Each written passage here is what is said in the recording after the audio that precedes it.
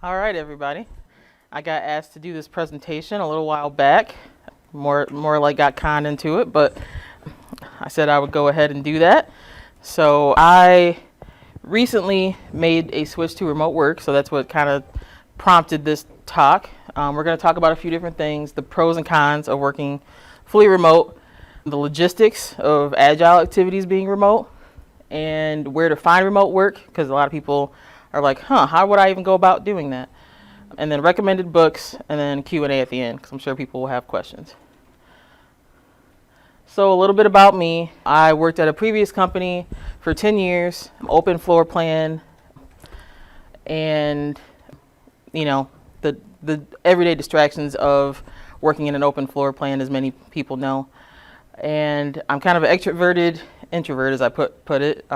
Like talking to people, talk to random people at the grocery store, embarrass my friends, and then also enjoy my time, alone and at home and in quiet space. And then my new company is about 90 minutes away. They're actually located in Detroit, so I'm not too far where I couldn't go, be a part of activities as they take place. But there are people that are further than that. That's a picture of me, of course, and then that's my little dog, Roxy. She actually had to make the transition to remote as well. She thought it was super weird that I was home all the time. It was like, what are you doing? Go somewhere. You're messing up my naps. But she evolved too.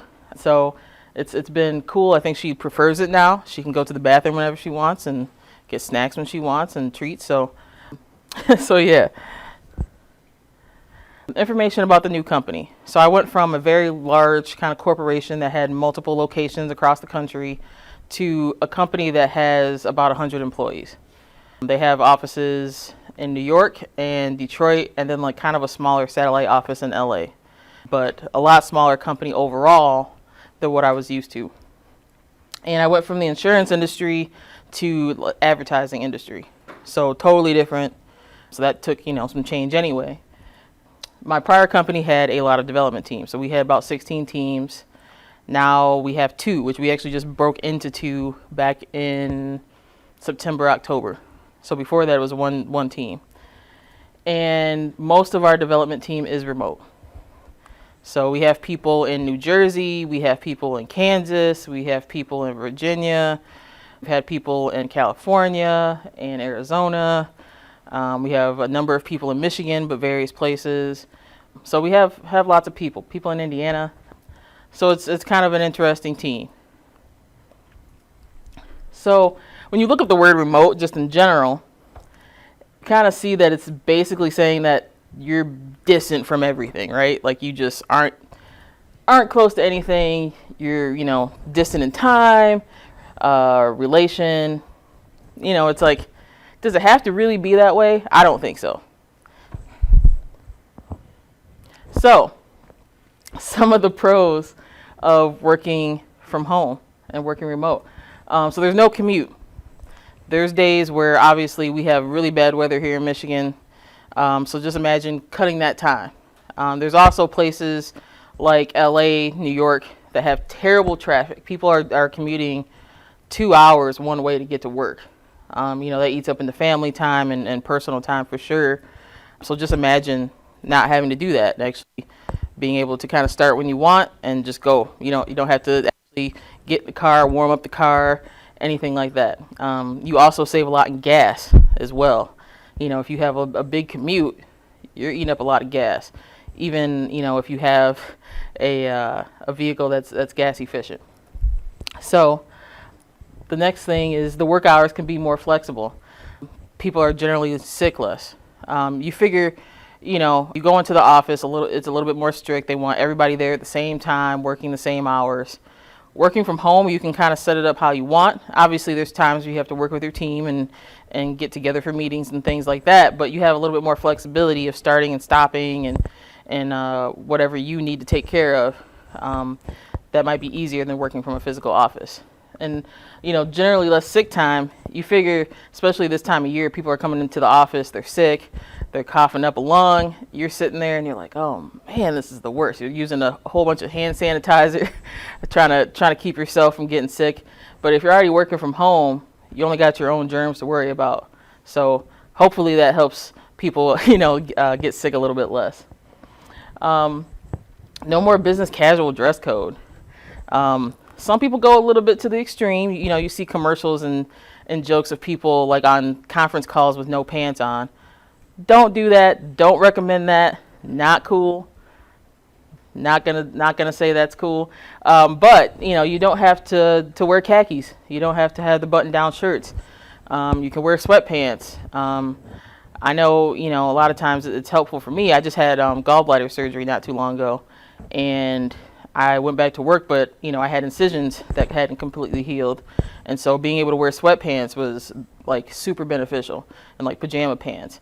That helped me recover better, and I could get to work sooner, as opposed to having to wear something that was a little bit more restricting.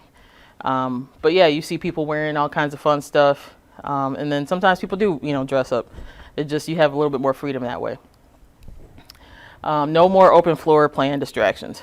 So I know personally, when we switched over to open floor plan, a lot of people started wearing like noise canceling headphones, try to kind of set up an area of perimeter where maybe they wouldn't get distracted by everybody getting up and down and doing things.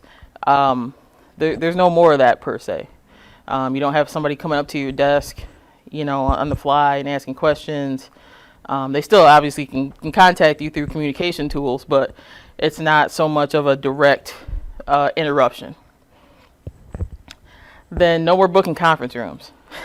Some of the people that I worked with, they know exactly what I'm talking about. You set up a conference room, and then somebody else is in there. You got to wait. It's double booked. Oh no, we don't have enough chairs. The room isn't configured right.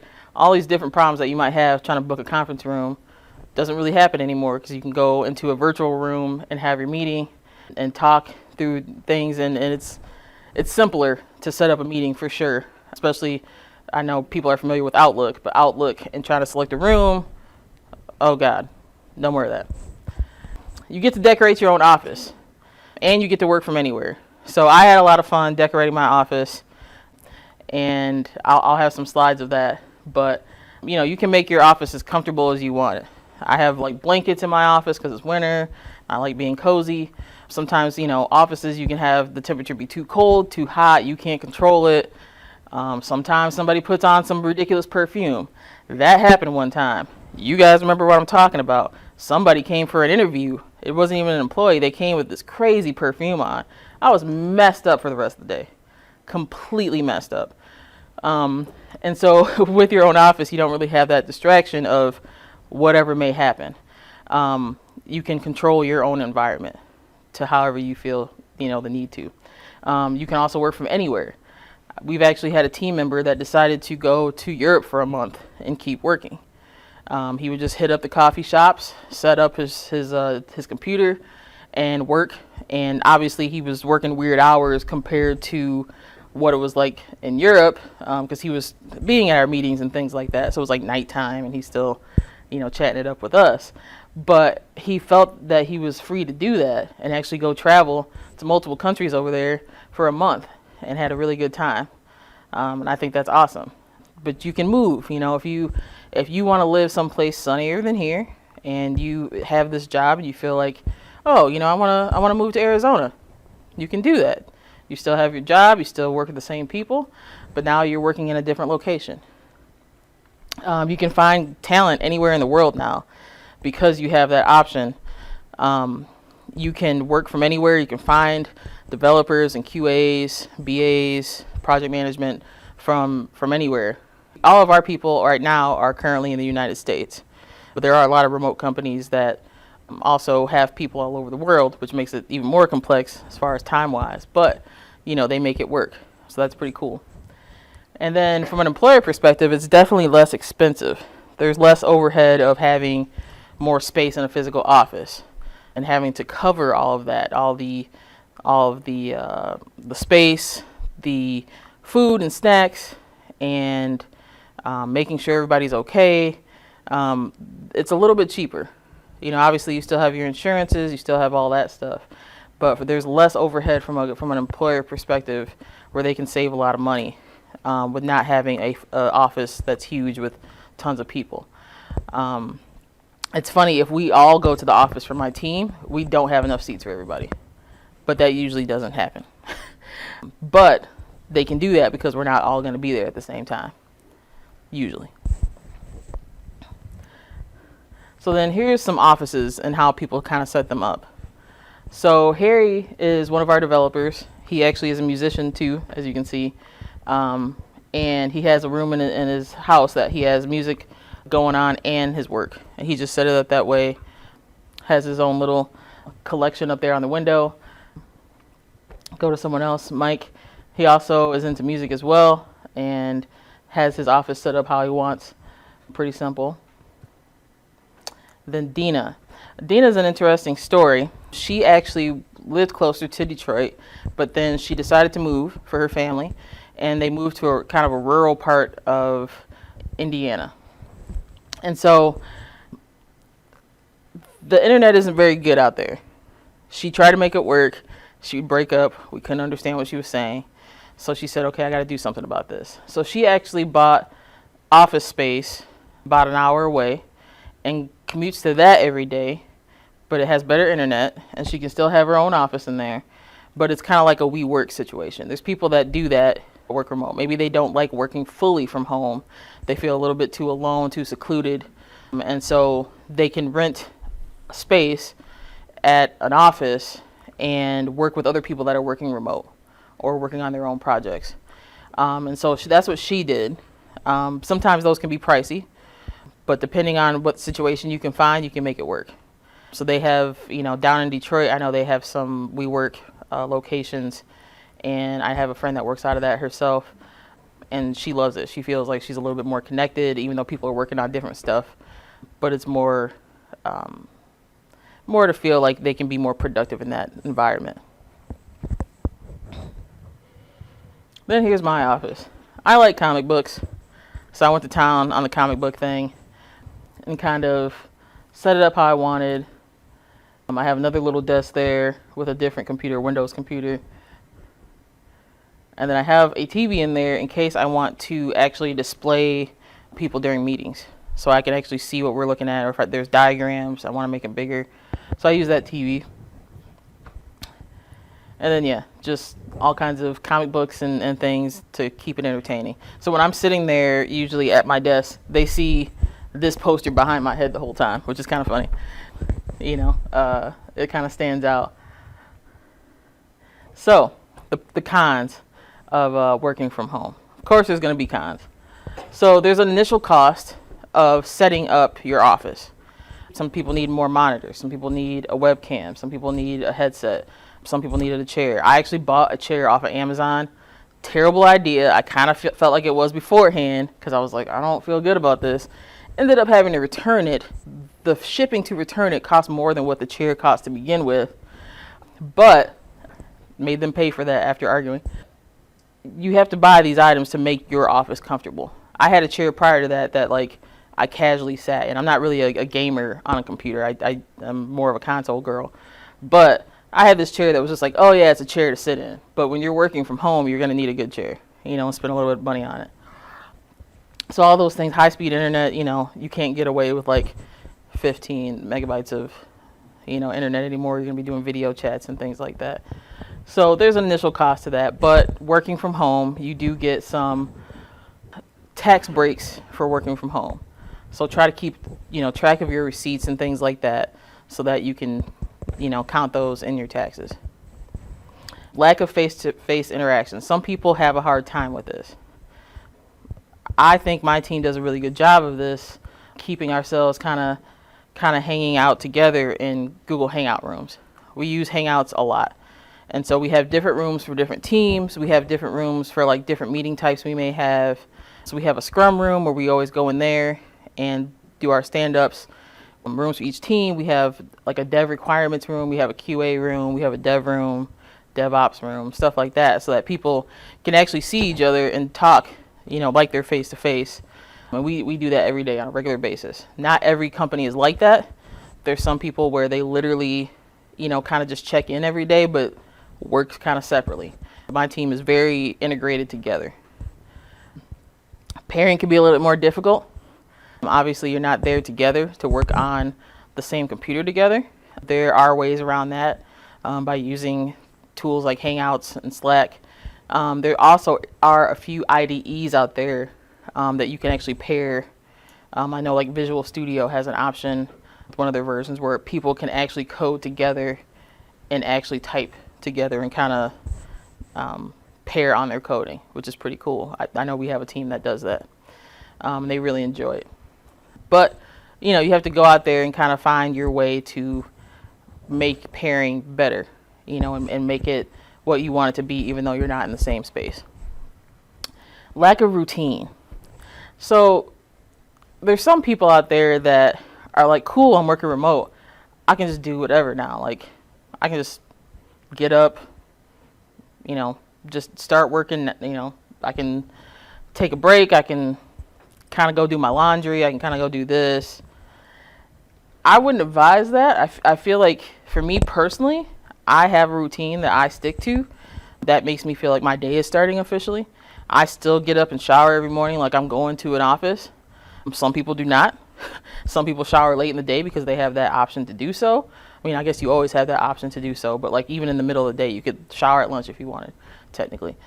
But I kind of stick to that routine of, you know, getting up at the same time, trying to shower and breakfast, all that stuff. But some people kind of just, they use remote work to kind of use, make it an opportunity to kind of just kind of do things on the fly every day.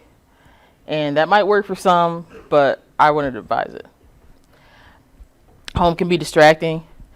If people have kids that maybe come home from school and they're asking questions, or they got something going on, or you can hear them in the background screaming, or, you know, dishes, laundry, all these things around your house that need to be done, you have to kind of let that be until the end of the day.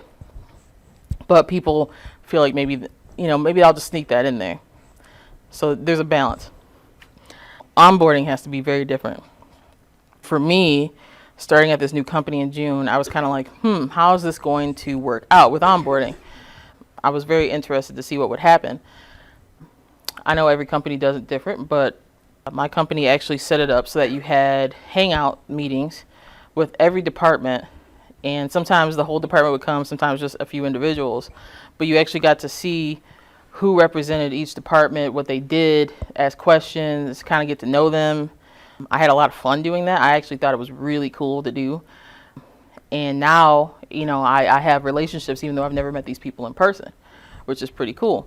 But, you know, trying to get information from somebody's head to another is already difficult in an office. Doing it remotely, you know, you might have to have presentations. You may have to, you know, do a little bit of pairing. You may have to, you know, do all those things, but in a different way.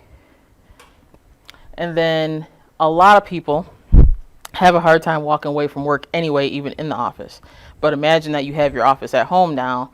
You know, if something comes up or somebody asks a question, are you going to answer it at 9 o'clock at night? You know, there's always going to be, I could keep working, you know. So that's one thing people kind of struggle with, and you kind of have to shut that off. You know, there's obviously going to be production issues that happens at any company, you know, at any time. But on a regular basis, you kind of have to walk away and say, okay, my day is done. I'm going to go do me. Cool, you know. But you have to be, I guess, strong-willed yourself to be able to do that and not just let the company get you working, you know, 100 hours for free. And then, you know, part of the cons was the the parties and things, you know, in the all hands meetings, you're not there. Well, we had a team member have a milestone birthday earlier in the week, and we said, you know, that's kind of a big deal. Let's do something fun. So this team member lives in Connecticut, and his manager decided to order a singing telegram for his birthday. And we told the chicken to time it out at our stand-up time, so 10 a.m. Eastern Standard Time. And, you know, because we were doing our stand-up, we were hoping that we would see some of this happen.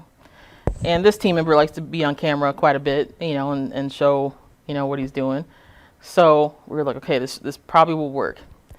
He's sitting there, and he's like, why is there a chicken walking up my driveway right now? And we're like, dude, what are you talking about? That sounds so bizarre.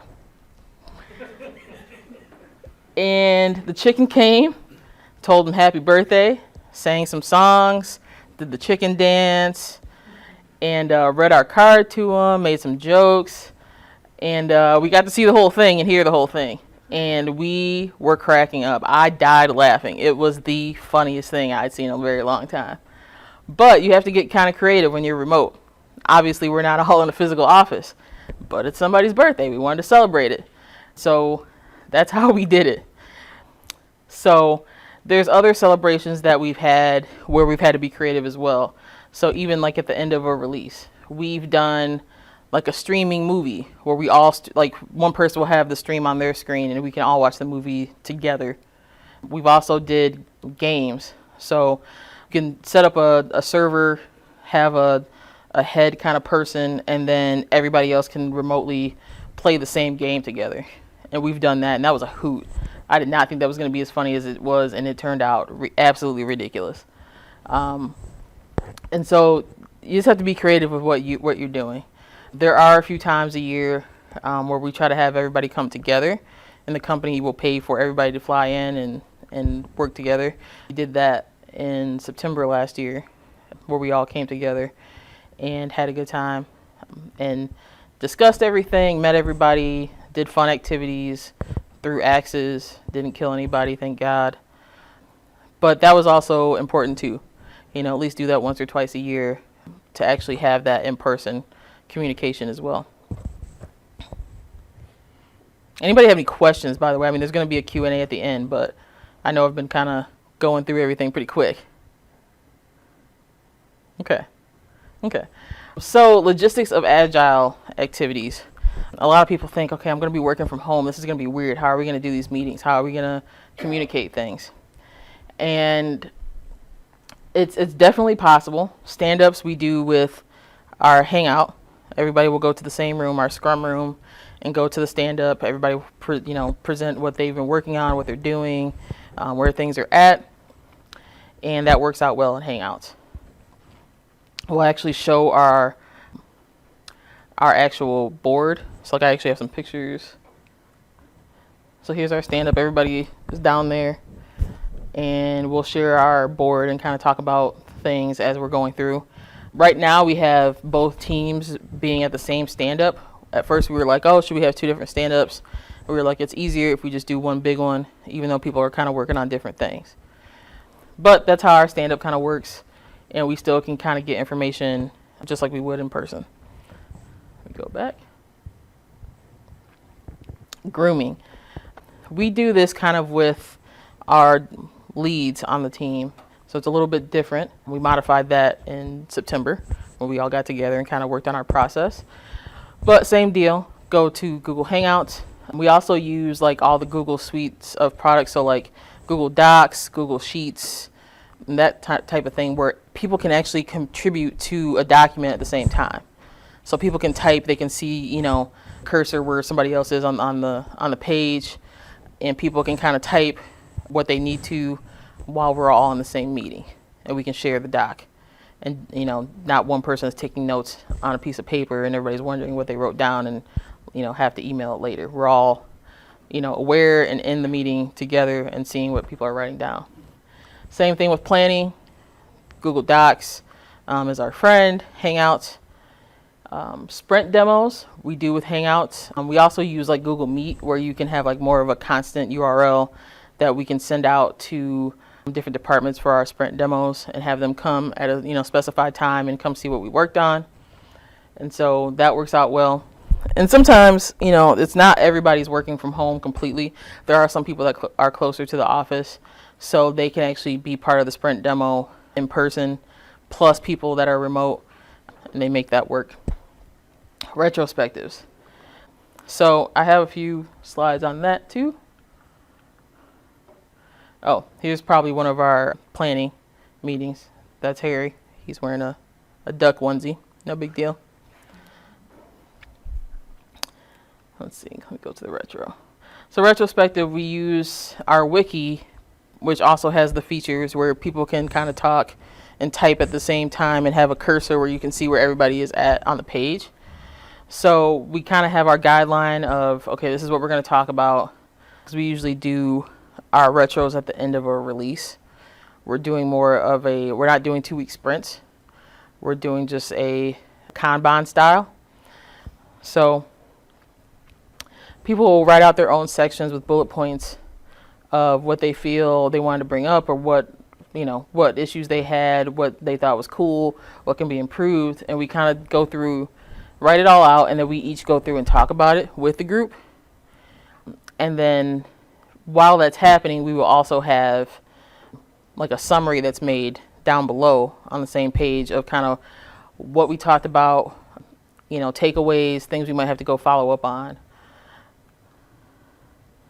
And so this document will end up being, a pretty good size, but we'll have all of our improvements and goals and takeaways, all on the same page.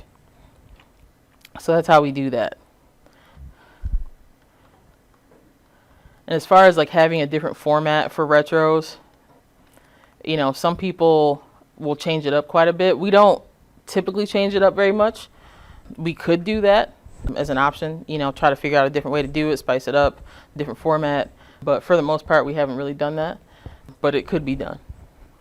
We talked about the celebrations a little bit already, the games, ordering chickens for people's birthdays, just get creative. You have to kind of make it work, even though it's a little bit different, but there's definitely ways to do it. Interviews. So when I first started, I had to hire 2 people, and I was like, well, this is going to be interesting. We had some recruiters that we were working with, and so they were sending me resumes, and I would find people that I wanted to follow up with. I would provide a link to a meetup, like a Google Meetup room, and I would also provide like a GitHub link so that they could download a repository for automated testing and kind of see some problems and questions that we were going to have to work out through the interview. And it ended up working out really well. I was able to interview a lot of different people from a lot of different places. And it was interesting. I was really kind of nervous about it at first, because I was like, I don't know how this is going to work out, but it worked out really well. A lot of people from LA didn't want the commute, but there's a lot of different people from all over the country that I got to talk to, whereas I didn't have to just meet everybody locally and find my QA people from my local area. I could actually reach out and find people from all over the country, which ended up getting us some of the best people, right? Not everybody's in the same place. So it ended up being really cool, but it was, logistically a lot different.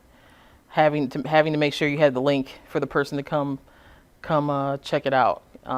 Having the repository with the sample questions and sample code and things like that.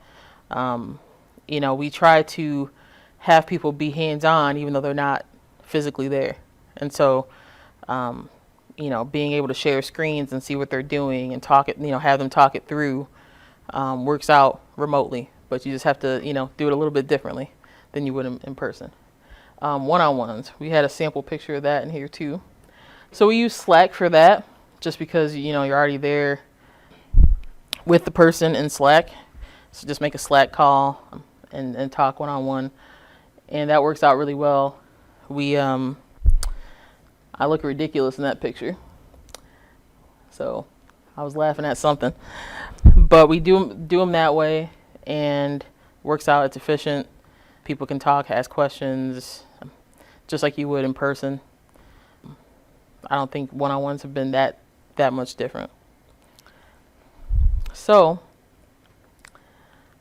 going a little bit forward here. If you are interested in remote work, there are some websites out there, and you can find job postings just strictly for remote work. We Work Remotely is one of them. There's also a GitHub user that has made a list of remote work people can kind of check out. And then recruiters do get remote jobs, but they're, far and few between, I would think. Maybe, some really large groups may may get them from a recruiting standpoint, but you know, probably local recruiters, probably not as much because it depends on who they're working with. But, you know, we definitely had recruiters that were out there for us looking for people, so they do get them. Remotive is a site that has job postings, but it also has like a group where people can talk about remote work and things they're going through or ask questions. So it's more of a larger resource than some of these other sites. Then if you want to read up on how to be a remote worker and how to make it better, a few books out there. I've worked through both of these books, Remote Office Not Required, and then Work Together Anywhere. That one talks more about even a managerial and employer standpoint than just even the employee. But very cool books. They give all kinds of insight as to the common struggles at first, how to work through them, how to work as a team, you know, how to communicate so you're not in the dark on things, you know, how to manage your teams, how to get people inspired, you know, that kind of stuff. So I highly recommend them. And then there's also like a white paper on remote testing and how to overcome, you know, some challenges that I read as well. Let's see. And then that's pretty much everything I had. This is the Q&A portion. I'm sure there's going to be lots of questions. Does anybody have any questions right now? So I'm curious specifically about part-time remote opportunities. Do you have any insights on places to find those specifically and how that differs from full-time? I would say probably those same sites would have part-time listed as well, because they will have the postings. I think with part-time, you would definitely have to work through, obviously, the timings with the team. So meetings and when your availability would be generally. But I think it's definitely a possibility. And then you'd be definitely able to be more flexible. But I would say coordination with the team is probably the most important part. So you're not left in the dark and they're not wondering, where is our team member? You know, sometimes we make jokes about, you know, if somebody is in a hangout room or on Slack, we're like, man, we don't know if they're dead or alive. This is awkward. But yeah, you know, visibility to where, you know, what your plans are for the day probably would be the best part of, and the easiest part of trying to figure out the part-time, but it can be done.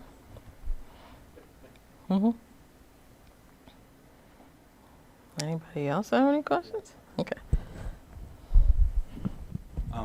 What made your company want to have so many remote people? Is it just like wasn't big enough of a location or resources? That's a good question. I've only been there since June. I don't want to answer completely for them, but they do have a good sized office. They are in downtown Detroit on Woodward and have 3 floors of a particular building. So they do have space. But I think they just wanted to find the best people for the job. You know, we even have salespeople that are all over the country as well. Even some of our creative team. We have like a creative member that's down in Texas. So I think they just wanted to be able to find the best people for the jobs. You know, if we did all come into the office, we definitely would not have enough space. So I think they just tried to figure out, you know, who are we going to have here on a regular basis and kind of cater to that with extra, you know, conference rooms and space that way if people were to come in. But there hasn't been a time so far where everybody's come in that I know of. I guess I got one more. What if you're like working with a dev and it's like a machine specific to your machine and like, you know, they can't reproduce it or something? Like, how do you go about dealing with something like that? Well, people are usually trying to, I guess, download like VMs if something weird is happening on somebody's computer.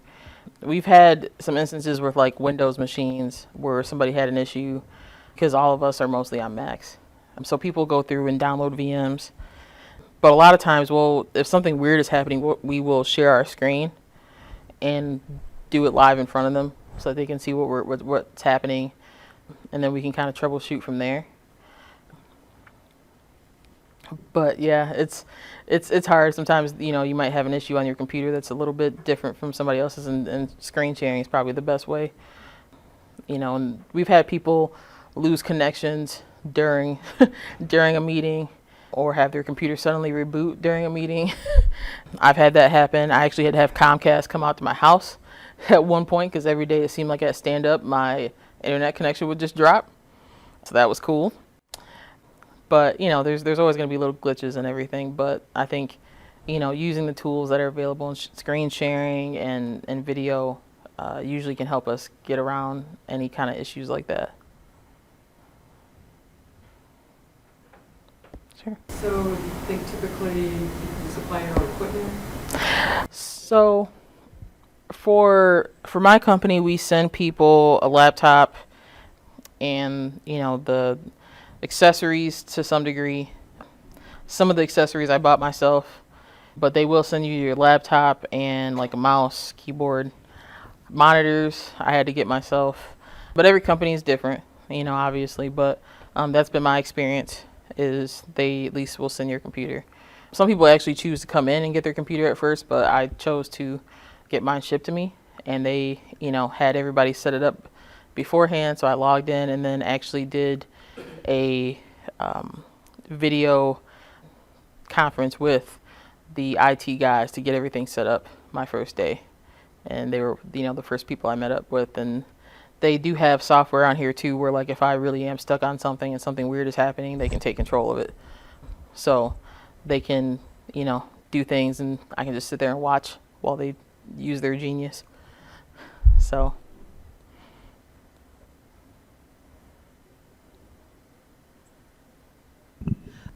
if you wouldn't mind sharing maybe just a little bit of your own personal story, whether the opportunity came to you or you went to the opportunity, why you decided. I know where you came from, so just want to know why you decided to make the transition. Yeah, so I've been at the same company for 10 years, which, I had gotten a lot of info and skills over the years, but I wanted to try to do something a little bit different. I found out about this opportunity from somebody I had worked with at that company years prior. And they said, hey, I think you'd be really good for this. You want to come check it out? And at first I was like, I don't know about remote work. This might be kind of weird.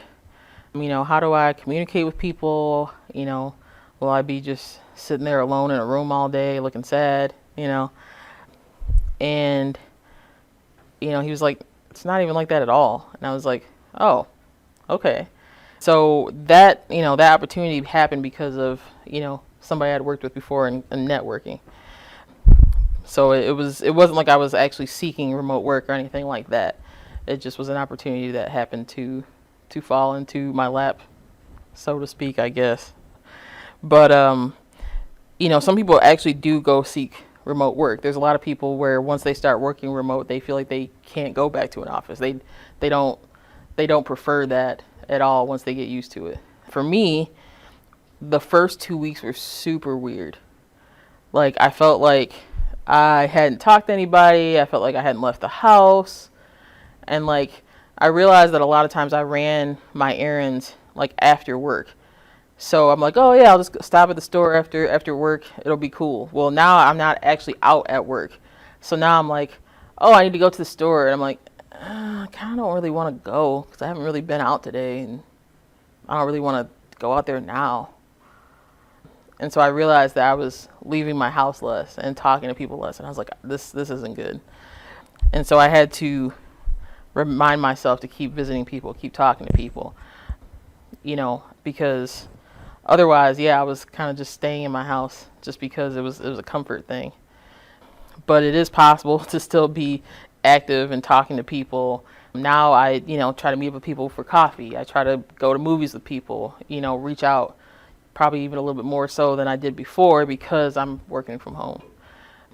But after I got used to it, I was like, wow, this is great. I can wear, sweatpants, pajama pants. Like, now when I go to leave the house, I have to put on real clothes. I'm like, I can't go to the store wearing, pajama pants. I'm going to look ridiculous. So I should put on some jeans before I leave the house. That's important. So there's a little bit of a transition period for sure. And everybody's, I guess, transition period is a little bit different. But for me, being a kind of an extroverted person, it was kind of weird being alone.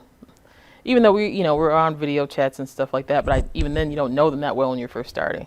So you just feel a little bit more secluded since you're not in a physical office. That was gonna bring me just to a follow-up question. Because now, with this in this environment of more about mental health, do you know anyone who's experienced any sort of an anxiety because of that? There's been people that I've met through different groups that, because they have mental health struggles, will try to find remote work specifically. They know that they can't work in an environment as a physical office because they have trouble with that interaction with people, or they may have issues that they have struggles with, leaving the house that day because of their anxiety. Working remote for them is beneficial. It makes them feel like, hey, I can still be a productive member of society, even though I'm struggling really bad with my anxiety today. And they can still, get work done and feel positive feelings about what they're doing work-wise. So I know, that's one thing I've noticed. There are some introverted people and people with mental health issues that actually prefer that remote work because they don't have those interactions as much. For me, and a lot of members on my team, I think we're a lot of extroverted people.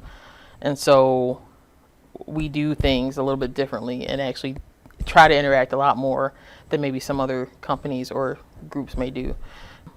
But I think just like a physical office, each company is different on how they support their team members and whatever they may be struggling with or need help with.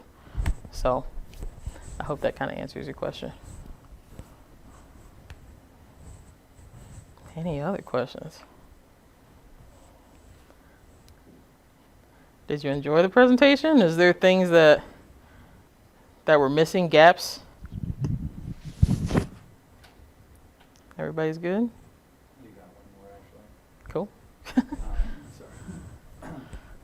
You mentioned writing off things like your speakers or stuff like that you got to get. Can you actually write off the room in your house that you're working out of if it's full time? Yeah, so I'm going to be going through this for the first time this year, doing my taxes for last year. And I know there's things that you can write off, just like, if you were traveling a lot, you can write off your mileage and things like that. So I'd read that there's something like you can take the percentage size of the room based on the square footage of the whole house and use that to determine what percent of your usage is deemed for that room and working from home, which is kind of a weird calculation. And so that's part of it. And you can use that to also like calculate how much of a percentage of your internet and how much of a percentage of your utilities like heat and water and things are part of your office and part of your working. So it's going to be kind of interesting doing my taxes, but they do have some weird calculations that they have in place to kind of help with that based on the percentage of the square footage of the room, based on the rest of the house. Some really weird stuff. So, but I'm going to try to, try it out. And, I did buy quite a few things. One of the things I definitely, besides the chair that I bought, I had to buy some headsets. That's one of the things you don't want to cheap out on because you're trying to communicate with people. So I bought some headsets and I bought like a little speaker as well.